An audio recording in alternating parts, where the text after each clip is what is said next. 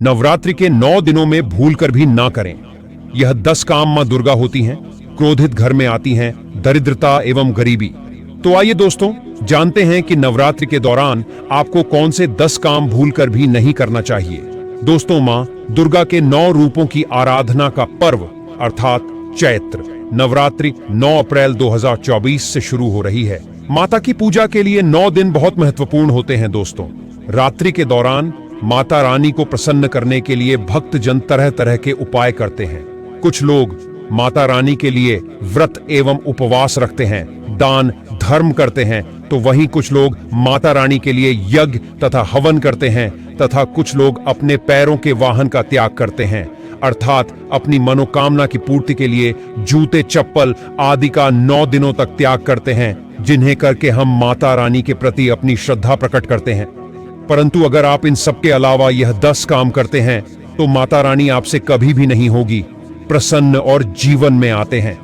दुर्भाग्य एवं गरीबी तथा माता लक्ष्मी भी ऐसे व्यक्ति से हो जाती है नाराज। साथी दोस्तों, वीडियो के अंत में हम आपको एक ऐसा कार्य भी बताएंगे जो आपको नवरात्रि में अवश्य करना चाहिए। वह कार्य करने से आपकी हर मनोकामना पूर्ण हो जाएंगी और मां दुर्गा अति प्रसन्न हो जाती है। तो आइए दोस्तों, जानते हैं शास्त्रों में वर्णित नवरात्रि के 2 दिन वह कौन सा कार्य है जिसे करना अशुभ माना गया है। इससे पहले हे माता वैष्णो, जो भी भक्त कमेंट में जय माता दी लिखकर चैनल को सब्सक्राइब करेगा, उसके परिवार में सदैव कृपा दृष्टि बनाए रखना, साथ ही उसके सभी मनोकामनाएं पूर्ण करना। तो दोस्तों, सबसे पहला कार्य है स्त्रियों का अपमान ना करें।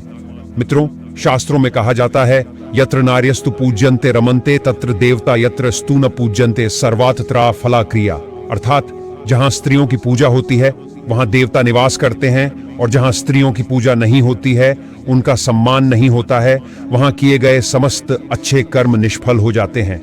मित्रों, इसलिए आप सभी से विनती है कि आप नवरात्रि में किसी भी स्त्री का अपमान ना करें। हिंदू धर्म में स्त्रियों को माता रानी का ही रूप माना जाता है।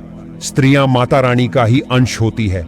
माता रानी स्त्रियों का सम्मान करने वाले मनुष्य पर सदैव ही अपनी कृपा बरसाती हैं। साथ ही माता लक्ष्मी भी ऐसे मनुष्य पर सदैव प्रसन्न रहती है। दोस्तों, स्त्रियां स्वयं की खुशियों का त्याग करके आपके घर को स्वर्ग बनाती है। स्त्री स्वयं उपवास करके अपने पति की लंबी आयु की कामना करती है, जीवन भर अपने परिवार के लिए बिना थके कार्य करती है।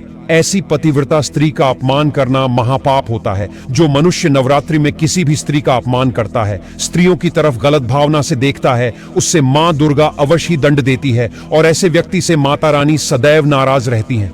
दोस्तों, दूसरा है घर में कलह का माहौल ना मचाए। रामचरितमानस में वर्णित है कि जहां सुमति तहां संपत्ति नाना, जहां कुमति वहां विपत्ति निधा, अर्थात जहां क्लेश का माहौल बनता है, जिस घर में लड़ाई झगड़े होते हैं, वहां पर मां लक्ष्मी कभी भी नहीं ठहरती। इसके साथ ही ऐसे करने वाले व्यक्ति से माता रानी भी रहती है, सदैव नाराज एवं क्रोधित। इसलिए नवरात्रि के समय में अपने घर में क्लेश का माहौल न बनाएं। माता रानी का मन में चिंतन करते हुए श्रद्धा भाव से इस महापर्व का आनंद उठाएं। दोस्तों, तीसरा है नवरात्रि के दौरान कोई भी अनिष्ट कार्य ना करें, जैसे झूठ बोलना, पैसों की चोरी अथवा धोखेबाजी करना, निष्पाप पशुओं को सताना, किसी गरीब को नीचा दिखाना आदि कार्य भूल से भी ना करें। माता रानी को ऐसे कार्य करने वाले लोग बिल्कुल भी पसंद नहीं होते। ऐसे कार्य राक्षसी प्रवृत्ति के होते हैं, जिससे माता रानी अत्यंत क्रोधित हो जाती है। चौथी बात है तामसिक आहार का सेवन। दोस्तों, नवरात्रि में इस बात का विशेष ध्यान रखना चाहिए कि आप भूल से भी तामसिक आहार का सेवन ना करें, जैसे मांस, मदिरा, लहसुन, प्याज। यह सभी तामसिक भोजन के श्रेणी में आते हैं, इसीलिए आप इन सभी का सेवन बिल्कुल भी ना करें, अन्यथा माता रानी नवरात्रि में आप पर क्रोधित हो सकती हैं। दोस्तों, पांचवी बात, शारीरिक संबंध ना बनाएं। दोस्तों, नवरात्रि में माता रानी की कृपा पाने के लिए नवरात्रि के 9 दिन भूल से भी शारीरिक संबंध ना बनाएं। जो भी मनुष्य व्रत का पालन करता है उसे तो भूल से भी शारीरिक संबंध नहीं बनाना चाहिए। जो नवरात्रि के 9 दिन ब्रह्मचर्य व्रत का पालन करता है, माँ उसकी हर इच्छा को पूर्ण करती है। दोस्तों, छठवीं बात है, अगर किसी महिला को नवरात्रि के दौरान पीरियड्स आ जाएं तो ऐसे में महिलाओं को अपना व्रत पूरा करने के लिए मानसिक रूप से भगवान की आस्था करनी चाहिए तथा पूजा पाठ के दौरान दूर बैठकर किसी अन्य व्यक्ति से पूजा करवा सकती हैं। इस दौरान पूजा पाठ के सामान को नहीं छूना चाहिए, साथ ही माता रानी को स्पर्श करके प्रणाम भी ना करें। दोस्तों, 7वीं बात, जो लोग नवरात्रि का व्रत करते हैं उन्हें चमड़े से बनी वस्तु को धारण नहीं करना चाहिए, जैसे पर्स, बेल्ट, बैग इत्यादि, क्योंकि इनमें चमड़े की कुछ मात्रा मौजूद होते हैं और चमड़ा पशुओं को मारकर बनाया जाता है।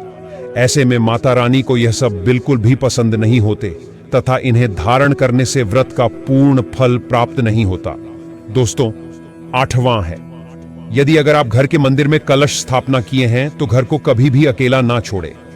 घर में किसी एक सदस्य को अवश्य ही रुकना चाहिए, क्योंकि नवरात्रि में मां अपने भक्तों के घर में मौजूद होती है और शास्त्रों में ऐसा विधान है कि नवरात्रि में घर पर कलश स्थापना के बाद माता रानी को अकेला नहीं छोड़ना चाहिए। साथ ही अगर घर में कोई ना हो तो बिल्ली इत्यादि कलश को गिरा सकते हैं, जिसे बहुत ही बड़ा अपशगुन माना जाता है। इसलिए नवरात्रि में घर को कभी अकेला नहीं छोड़ना चाहिए। साथ ही विष्णु पुराण में नवरात्रि में दिन में सोना वर्जित माना गया है। दोस्तों, 9वीं बात, नवरात्रि में जो व्रत करते हैं उसे भी एवं जो व्रत नहीं करते उन्हें भी नवरात्रि में भूल से भी बाल नहीं कटवाना चाहिए, दाढ़ी नहीं बनवाना चाहिए, नाखून भी नहीं काटना चाहिए। साथ ही व्रत करने वाले को तंबाकू, गुटखा, गुड़ाखू, सिक इत्यादि का सेवन भी नहीं करना चाहिए। कई लोग होते हैं जो नवरात्रि में मांस मंदिरा का सेवन तो नहीं कर रहे, लेकिन गुटखा, तंबाकू से क्या होगा, ऐसे मानसिकता से वे इन चीजों का सेवन करते हैं। परंतु आपको बता दें कि शास्त्रों में इन चीजों की भी मनाही ही है। गुटखा, तंबाकू खाने से व्रत का पूर्ण फल प्राप्त नहीं होता। दोस्तों, 10वां है, घर के द्वार आई हुई किसी भी स्त्री या कोई भी अतिथि का अपमान ना करें। दोस्तों, यदि नवरात्रि में आपके द्वार पर कोई कन्या, वृद्ध स्त्री अथवा कोई दुखी मन भोजन की इच्छा से भिक्षा के लिए आई हो तो उसका भूल से भी अपमान ना करें अथवा उन्हें खाली हाथ घर से जाने भी ना दें। यदि आपके घर में कोई दासी है तो उसका भी अपमान ना करें। नवरात्रि में उन्हें भी कुछ ना कुछ भेंट अवश्य दें। इससे मां दुर्गा अत्यंत प्रसन्न होती है और आपकी हर मनोकामना को पूर्ण करती है। दोस्तों, इसके साथ ही अगर आप व्रतधारी हैं, व्रत रखते हैं, तो कलश स्थापित करते समय जटा वाला यानी पानी वाला नारियल का ही प्रयोग करें। साथ ही यह भी ध्यान रखें कि नारियल को कलश के ऊपर लेटाकर रखना चाहिए। कलश स्थापना करते समय कभी भी नारियल को खड़ा करके नहीं रखा जाता। नारियल को सदैव लेटा कर कलश के ऊपर रखा जाता है। साथ ही नारियल को स्थापित करने से पहले आप नारियल को लाल कपड़े में लपेटकर उस पर लाल चुनरी उड़ाकर आप नारियल को कलश के ऊपर स्थापित करें। शास्त्रों के अनुसार कलश के ऊपर जब सही तरीके से नारियल रखा जाता है और सही प्रकार का नारियल रखा जाता है, तभी व्रत और पूजन का पूर्ण फल प्राप्त होता है। साथ ही यह भी ध्यान रहे कि महिलाएं माता रानी को नारियल अर्पित कर सकती हैं, लेकिन कभी भी माता रानी के सामने नारियल को भूलकर भी नहीं तोड़ना चाहिए, क्योंकि नारियल का विष रूप होता है और स्त्रियां विष रूप से ही शिशु को जन्म देती हैं। इसीलिए कभी भी महिलाओं को नारियल नहीं तोड़ना चाहिए। नवरात्रि में माता रानी का व्रत और पूजन किया जाता है, लेकिन नवरात्रि के दौरान सबसे ज्यादा महत्व होता है कन्या पूजन का। दोस्तों, माना जाता है कि माता रानी व्रत उपवास से जितना प्रसन्न होती हैं, उससे 10 गुना ज्यादा प्रसन्न कन्या पूजन से होती है। नवरात्रि में छोटी छोटी कन्याओं को माता रानी का स्वरूप माना जाता है। कन्याओं को भोग लगाया जाता है, उन्हें प्रसन्न किया जाता है और बदले में आशीर्वाद मांगा जाता है। कन्याओं को प्रसन्न करने के लिए गिफ्ट वगैरह आदि उपहार दिए जाते हैं। माना जाता है अगर कन्याओं को कोई भेंट दी जाए और उसे खुशी खुशी स्वीकार कर ली तो इसका मतलब है माता रानी अर्थात माता वैष्णव ने भेंट स्वीकार कर ली, जिन पर वह कन्याएं प्रसन्न हो गईं। तो समझो उन्हें माता रानी का आशीर्वाद मिल गया और माता रानी की कृपा से उन्हें मुंह मांगा वरदान प्राप्त होता है। शास्त्रों में बताया गया है कि नवरात्रि में 3 साल तक कन्या का पूजन होना चाहिए। अष्टमी अथवा नवमी को कन्याओं के पैर धोकर भोजन करना, उन्हें उपहार आदि देना श्रेष्ठ माना जाता है। इससे आपके घर में संपन्नता बनी रहती है तथा जीवन में धन धान्य की कभी भी कमी नहीं होती। शास्त्रों में वर्णित है कि कन्याएं जितना अधिक खुश होती हैं, माता रानी उतना ही जल्द फल प्रदान करती हैं। ऐसे में आप कन्याओं को चॉकलेट बॉक्स दे सकते हैं तथा खूबसूरत कपड़े दे सकते हैं। याद रहे, काले कपड़े ना दें और स्टील के बर्तन भी गिफ्ट के तौर पर दे सकते हैं। याद रहे कि कन्याओं को लोहे का कोई भी सामान नहीं देना चाहिए। दोस्तों, जब कन्याएं आपके घर से पूजा एवं भोजन के बाद अपने घर के लिए प्रस्थान न करें तो उनके चरण जरूर छू ले और अपने मन में अपनी प्रार्थना को, अपनी मन की इच्छा को कन्याओं को विदा करते समय अवश्य प्रकट करें। सच्चे दिल से मांगी गई मुराद माता रानी अवश्य पूरे करते हैं।